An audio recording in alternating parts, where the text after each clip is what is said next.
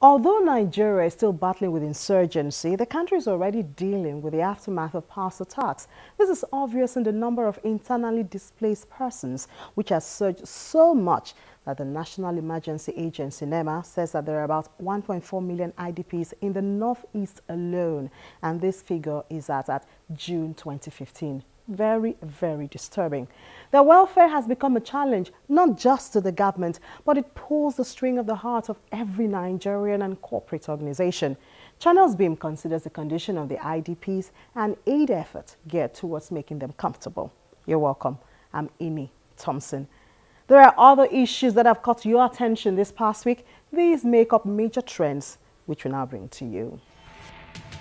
Growing up African. Africans recently took over social media to show off beautiful sights and people on the continent.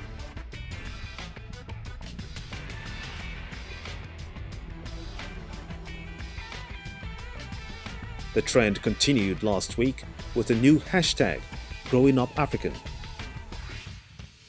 Thousands relived their many diverse experiences, family life and cultures shared while growing up as Africans.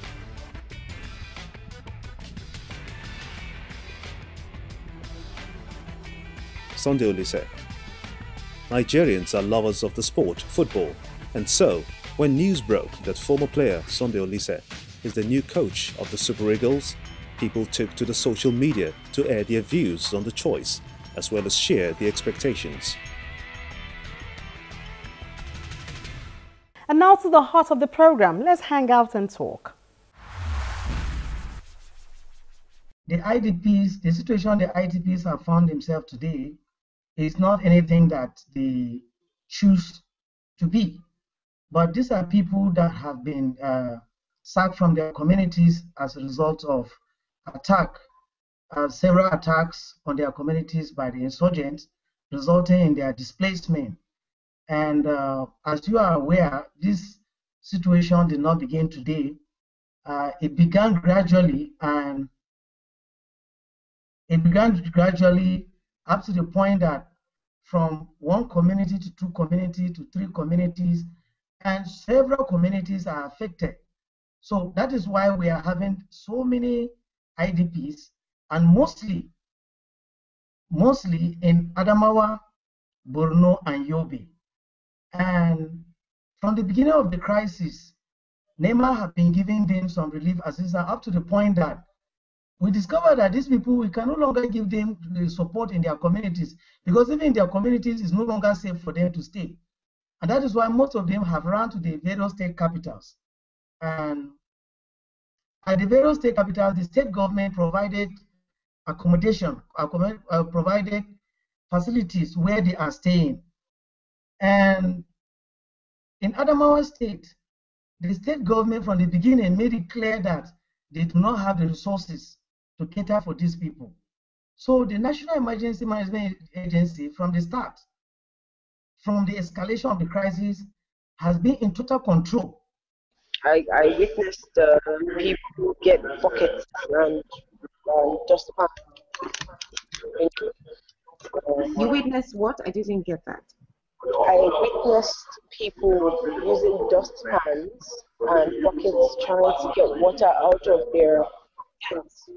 And the tent was actually overcrowded.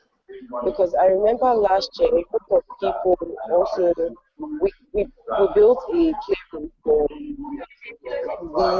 the kids of IDPs, and we had to have like a little playroom where they would be. But this year, the playroom, people now occupy the playroom because the camp is pretty full, and they kind of occupy the amount of people that come in. So generally, the place is not safe and it's not hygienic. Health-wise, it's not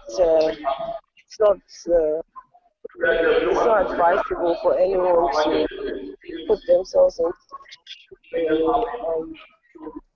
such a situation. The IDP situation as it stands is actually it's a very sad situation, and then we all understand that it's a fallout issue of the conflicts that have been that that we have been experiencing in the Northeast. I was going to say they, but at the end of the day, it's Nigeria and it's our country, you know. And then it's easy for us in the Southwest, even in the East, to get disconnected from the reality. Please hold that thought. We will continue the discussion right after the short break.